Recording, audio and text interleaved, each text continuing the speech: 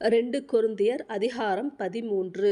இந்த மூன்றாந்தரம் நான் உங்களிடத்திற்கு வருகிறேன். சகல காரியங்களும் 2-3 சாட்சிகளுடைய வாக்கினால் நிலைவரப்படும். நான் இரண்டாந்தரம் உங்களிடத்தில் இருந்தபோது சொன்னது போல, இப்பொழுது தூரமாயிருந்தும் உங்களிடத்திலிருக்கிறவனாக நான் மறுபடியும் வந்தால் தப்ப விடமாட்டேன் என்று முன்பு பாவஞ்செய்தவர்களுக்கும் மற்ற எல்லாருக்கும் முன்னறிவித்து எழுதுகிறேன். கிறிஸ்து எனக்குள்ளே பேசுகிறார் என்பதற்கு அத்தாட்சி தேடுகிறீர்களே. அவர் உங்களிடமாய் பலவீனர் அல்ல, உங்களிடத்தில் வல்லவராயிருக்கிறார். ஏனெனில் அவர் பலவீனத்தால் சிலுவையில் அறையப்பட்டிருந்தும் தேவனுடைய வல்லமையினால் பிழைத்திருக்கிறார். அப்படி நாங்களும் அவருக்குள் பலவீனராயிருந்தும் உங்களிடமாய் விளங்கிய தேவனுடைய வல்லமையினால் அவருடனே கூட பிழைத்திருப்போம். நீங்கள் விசுவாசமுள்ளவர்களோ வென்று உங்களை நீங்களே சோதித்து அறியுங்கள். உங்களை நீங்களே பரிசித்துப் பாருங்கள். இயேசு கிறிஸ்து உங்களுக்குள் இருக்கிறாரா என்று உங்களை நீங்களே அறியீர்களா? நீங்கள் பரீட்சைக்கு நில்லாதவர்களாயிருந்தால் அறியீர்கள். நாங்களோ பரீட்சைக்கு நில்லாதவர்கள் அல்லவென்பதை அறிவீர்களென்று நம்புகிறேன்.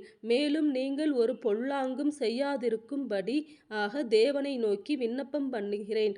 நாங்கள் பரீட்சைக்கு நின்றவர்கள் என்று காணப்படும் பொருட்டல்ல.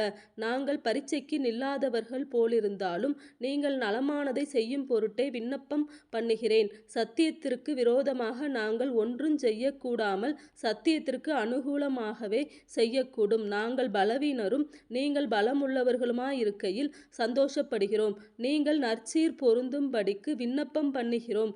ஆனதால் இடித்துப் போடவல்ல ஊன்றக் கட்டவே கர்த்தர் எனக்கு கொடுத்த அதிகாரத்தின்படி நான் உங்களிடத்தில் வந்திருக்கும் போது கண்டிதம் பண்ணாதபடிக்கு நான் தூரமாயிருந்து இவைகளை எழுதுகிறேன்.